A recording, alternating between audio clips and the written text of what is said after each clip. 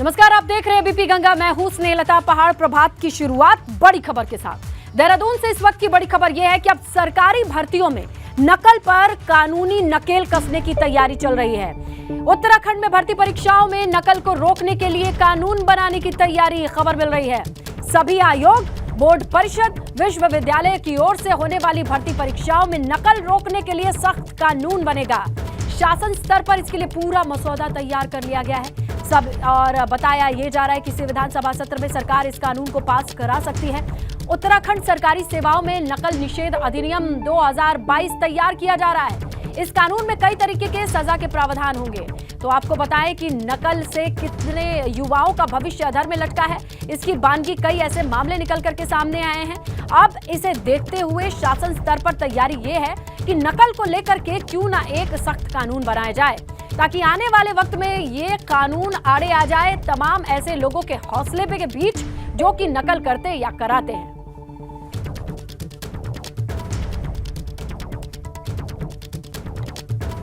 बात ऑपरेशन महापंथ की। 8 अक्टूबर को केदार घाटी में पर्यटकों का एक दल बर्फ के नीचे फंस गया था।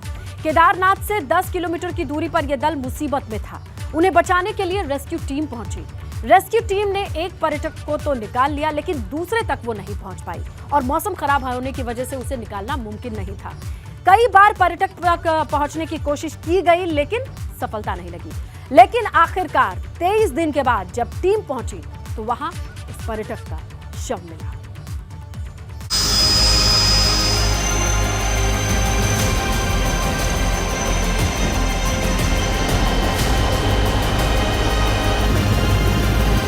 महापंथ इलाके में सर्च टीमें उस युवक की खोजबीन कर रही हैं जो इस बर्फीले इलाके में ट्रैकिंग पर आया था।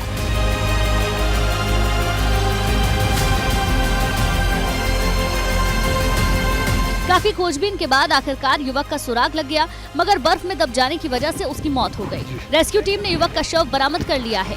महापंथ कॉल में एक्सीडेंट में गुजरे एक ट्रैकर के बॉडी को रिकवर करने आए थे, आप देख सकते हैं। इस इलाके में खराब मौसम सर्च ऑपरेशन में परेशानी खड़ा कर रहा था, इसलिए सर्च ऑपरेशन में वायुसेना, एसडीआरएफ और डीडीआरएफ को भी शामिल किया गया था।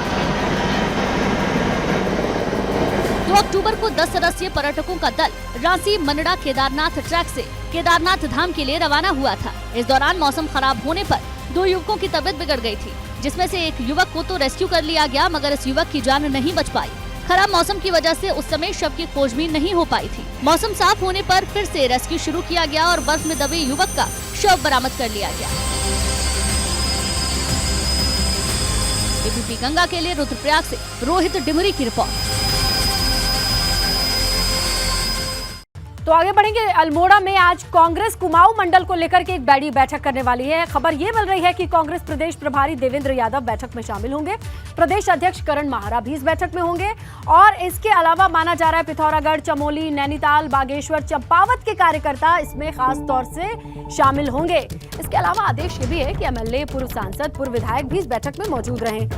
तो एक बड़ा मंथन का कार्यक्रम बताया जा रहा है और पूरे उत्तराखंड को देखा जाए तो गढ़वाल, कुमाऊं और कुछ हिस्सों का मैदानी क्षेत्र आता है। तो ऐसे में अगर मंडलवार तरीके से चलने की कोशिश कर रही है कांग्रेस, ये समझ में आ रहा है। कुमाऊं मंडल को लेकर के ये बड़ी बैठक बताई जा रही है। क्या कुछ खास रहने वाला इस बैठक में, आइए समझते हैं। हमारे सहयोगी पंकज राणा के पास ज्यादा डिटेल है। पंकज, ये बताइए कि कुमाऊं को लेकर के, वहां की चुनौतियों को लेकर के इस बड़ी बैठक को बुलाया गया है या फिर राजनीति को साधने के लिए, आगामी वक्त के लिए कुछ अलग सा मुद्दा है?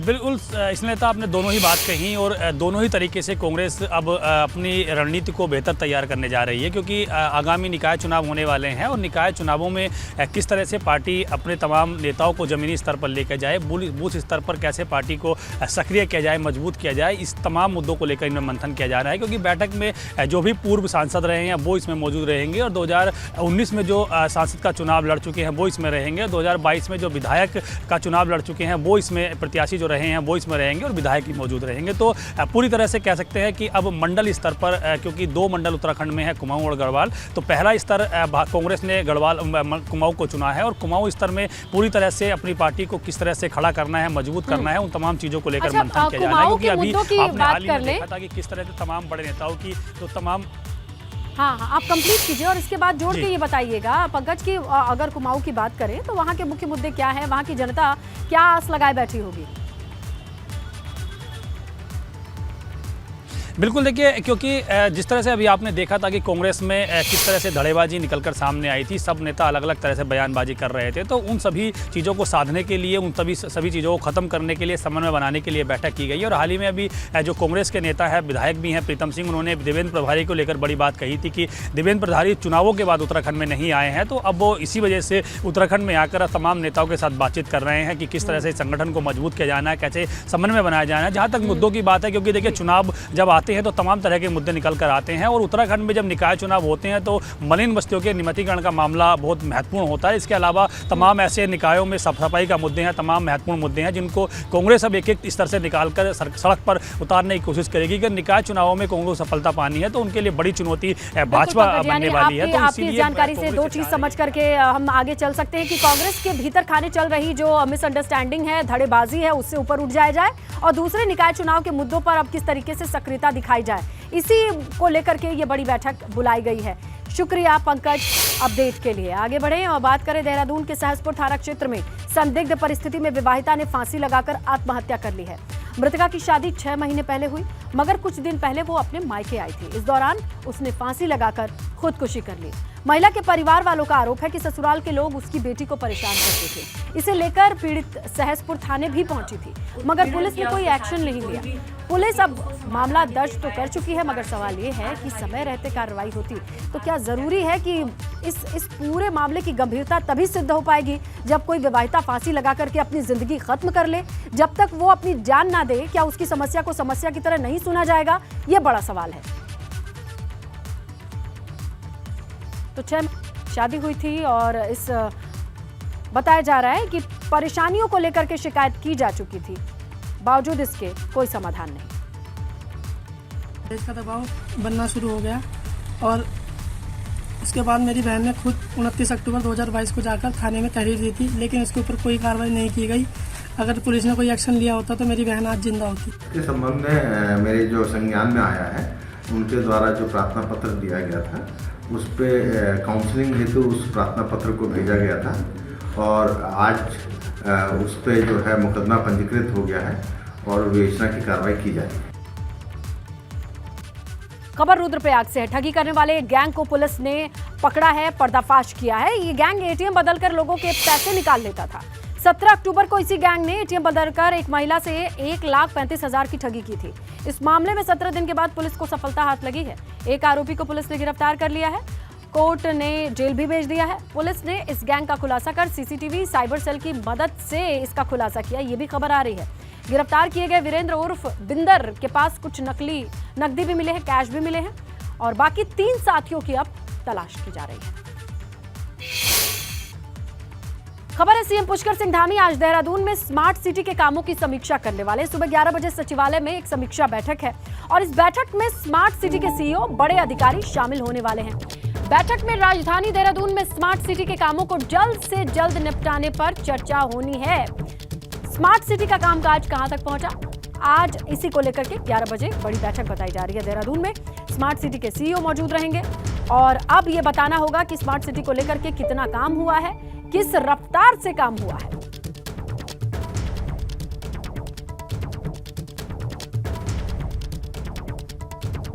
तो गुजरात में पुल गिरने की घटना के बाद उत्तराखंड में लोक निर्माण विभाग भी सतर्क है।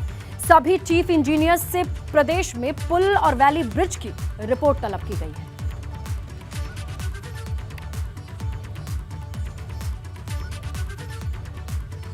तो देखिए, उत्तराखंड में भी पीडब्ल्यूडी डिपार्टमेंट सतर्क है और होना भी चाहिए। उत्तराखंड जैसा राज्य जहां पहाड़ी भूमि है, ऐसे में कैसे ब्रिज हैं, झूला पुल हैं, केबल ब्रिज हैं, इन सब की जिम्मेदारी जिन कंधों पर है उनसे रिपोर्ट तलब की गई है। झूला पुलों के संबंध में भी इस संबंध में प्रमुख अभियंता को निर्देशित किया गया है कि जहां पे आवागमन झूला पुल से हो रहा है उस संबंध में भी तत्काल उसका सेफ्टी ऑडिट करके उस संबंध में जो नियमानुसार कार्रवाई है उसकी कार्रवाई की जाए। लक्ष्मण झूला जहां पे कि आप देखेंगे कि पैदल यात्रियों का इतना वॉल्यूम है, लेकिन चूंकि उसकी रिपोर्ट सेफ्टी ऑडिट में ऐसी आई थी कि उस पर परिवहन संभव नहीं है, पैदल यात्री भी नहीं जा सकते हैं, उसको कम्प्लीटली हम लोगों ने आवागमन के लिए बंद कर दी। रुड़की में डेंगू के मामले लगातार बढ़ रहे हैं। सिविल अस्पताल में डेंगू से मरीज जो मिले हैं उनकी संख्या 5 बताई जा रही है और इसी अस्पताल में डेंगू के लिए अलग 6 बेड का आइसोलेशन वार्ड भी बनाया गया है। 6 बेड रिजर्व रखे गए हैं ताकि अगर जरूरत पड़े तो उनका इस्तेमाल डेंगू के मरीजों के लिए किया जा सके। सिटी के अंदर तो मरीज आ रहे थे पिछले 10-15 दिन से, लेकिन संख्या बहुत नाम मात्र थी। पिछले 4-5 दिन से थोड़ी संख्या बढ़ी है और कल फिजिशियन के द्वारा 6 मरीज भर्ती किए गए थे, जिसमें से 5 में डेंगू की पुष्टि हुई है। 6 बेड का बनाया है और 6 बेड और हमने रिजर्व में रख दिए हैं। अगर जरूरत पड़ेगी तो हम वो भी 6 बेड हम कन्वर्ट कर देंगे डेंगू। अल्मोड़ा में स्वास्थ्य सुविधाएं सुधरने का नाम नहीं ले रही हैं। जिला अस्पताल की आप बात करें तो ओपीडी में मरीजों की संख्या बढ़ रही है, मगर अस्पताल में फैसिलिटीज नहीं है। मरीजों का इलाज कैसे हो रहा है वहां के लोग जानते हैं, व्यवस्थाएं नहीं है। मरीजों की संख्या जरा ओपीडी में देखिए, खचाखच लोग दिखाई दे रहे हैं। हमारे यहाँ की फिर भी और हॉस्पिटल के कंपैरेटिवली अच्छी है और यहाँ पर ज़्यादा खांसी जुकाम बुखार इसी के ही पेशेंट आ रहे हैं, क्योंकि सर्दी की वजह से इसीलिए जो है सभी लोगों से अपेक्षा की जाती है वो अपनी ठंड से बचें और गर्म पानी गुनगुना पानी पिएं, तरल पेय पदार्थों का सेवन करें। उत्तराखंड में बर्फबारी का मौसम आ गया है। ऊंचाई वाले इलाकों में बर्फबारी होने भी लगी है। धारचूला के ऊंचाई वाले इलाकों में बर्फबारी हुई।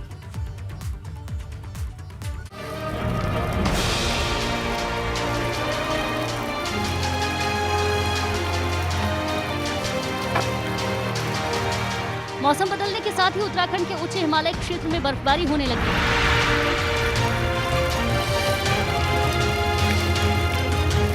ये तस्वीरें धारचूला की हैं, जहां ऊंचाई वाले इलाकों में बर्फबारी हुई है। तस्वीरें ऐसी लग रही हैं मानो सर्दी का मौसम आ गया हो। इस इलाके में वैसे तो आम दिनों में भी तापमान काफी कम रहता है, मगर इस बर्फबारी की वजह से पारा काफी गिर गया है। ठंड बढ़ने से लोग घरों में रहने को मजबूर हैं। ये बर्फबारी जानवरों के लिए भी मुसीबत बन गई है। बर्फबारी की वजह से जानवर भी बेहाल नजर आ रहे हैं।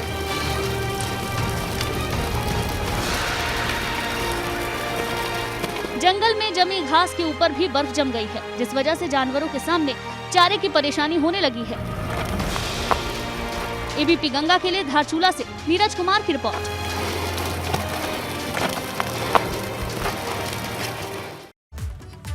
तो उधर जोशीमठ में भी मौसम का मिजाज बदला है। जोशीमठ के ऊंचाई वाले इलाकों में बर्फबारी हुई। समुद्र तल से 14,000 फीट की ऊंचाई पर स्थित भगवान वंशी नारायण में बर्फबारी की खबर मिली है। तस्वीरें भी आई हैं। ठंड बढ़ गई है।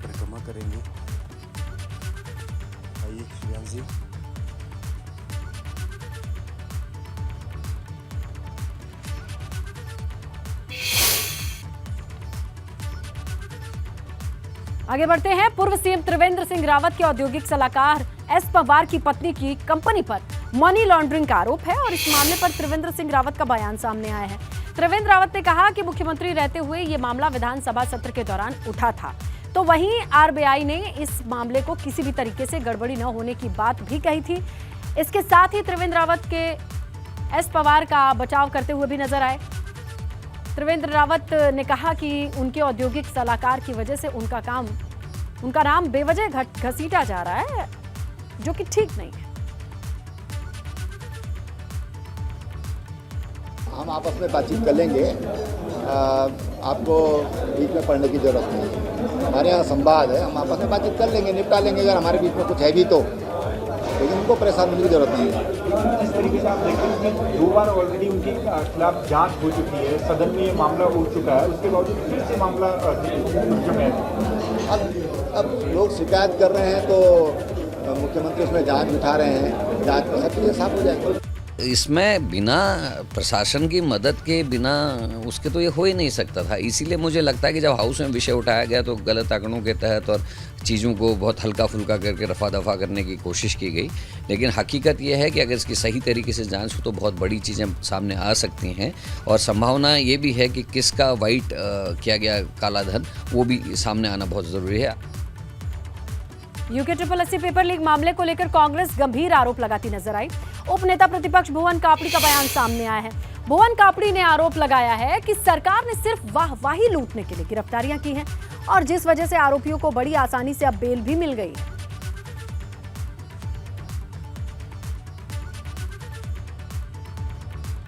बहुत सारे 400-500 से ज़्यादा ऐसे छात्र हैं जिन्होंने राज्य सरकार की और केंद्र सरकार की इसी समय सीमा के अवधि में 2-2, 3-3 एग्जाम निकाल रखे हैं जो स्पष्ट तरीके से अपनी योग्यता को प्रदर्शित करते हैं।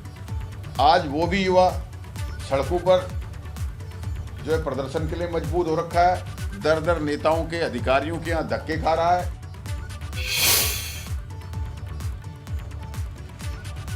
और कांग्रेस माड़ा गांव से भारत जोड़ो यात्रा शुरू करने जा रही है। कांग्रेस का कहना है कि यात्रा के दौरान जनहित के मुद्दों को उठाया जाएगा, जिसे यात्रा के माध्यम से लोगों के बीच रखा जाएगा। हालांकि भाजपा कांग्रेस की भारत जोड़ो यात्रा पर सवाल उठा रही है।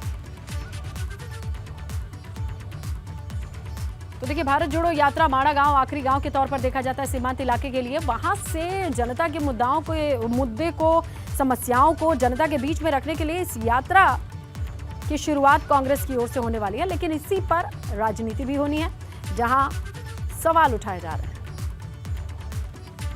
रेजिमेंट और गढ़वाल रेजिमेंट का एक घर है और बहुत बड़ी संख्या में बहुतायत में हमारे गांव से लोग फौज में हैं, तो उसका एक बहुत बड़ा नेगेटिव असर हमारे उत्तराखंड की इकोनॉमी पर, हमारे गांव की व्यवस्थाओं पर पड़ने वाला है। उसको हम इशू बना रहे हैं। और उसके अलावा महंगाई और बेरोजगारी है और जो भर्ती घोटाला हुआ है वो है। और विधानसभा में नैतिकता के बल पर जो नेताओं से हम माफ़ी चाह रहे थे वो अभी तक नहीं हुआ, वो भी हमारा इशू रहेगा। अच्छा लगा मुझे, कांग्रेस के लोगों को माना ध्यान आया। और जहाँ तक उनका भारत जोड़ो यात्रा का विषय है, तो राहुल गांधी जी की यात्रा भी चल रही है। अब उत्तराखंड से प्रारंभ करें तो हम स्वागत है, लेकिन जिन लोगों ने भारत को तोड़ा हो उनको भारत जोड़ने का जो नारा लेकर जो चल रहे हैं, मुझे नहीं लगता कि जनता उस पर बहुत ज़्यादा विश्वास करने की स्थिति में है। और राजाजी टाइगर रिजर्व की जमीन पर दुकान बनाकर किराए पर देने के मामले में हरिद्वार पुलिस ने 3 नए नामों को शामिल किया है, जिसमें अखिल भारतीय अखाड़ा परिषद के अध्यक्ष महंत रविंद्रपुरी सहित 3 लोगों के नाम जोड़ दिए गए हैं। बीते 21 अगस्त को देहरादून निवासी शशि ठाकुर की शिकायत पर कोर्ट के आदेश के बाद पुलिस ने मनसा देवी मंदिर की ट्रस्टी बिंदु गिरी, सुरेश तिवारी, द्वारिका मिश्रा के खिलाफ मुकदमा दर्ज किया था, लेकिन इसमें 3 नए नाम जुड़े हैं।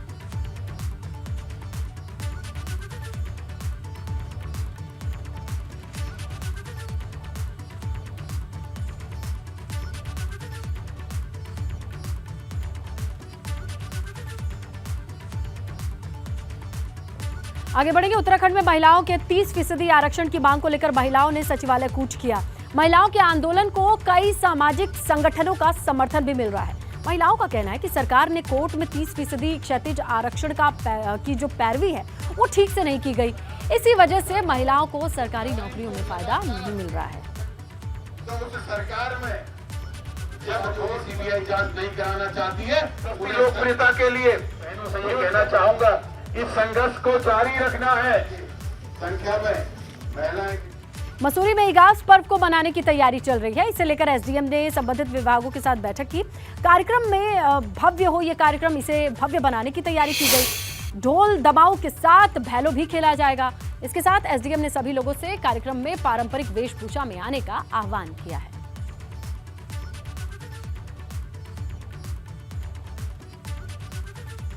इसी के साथ पहाड़ प्रभात में फिलहाल इतना ही। खबरों पर नजर बनी हुई है, आप बने रहें एबीपी गंगा के साथ।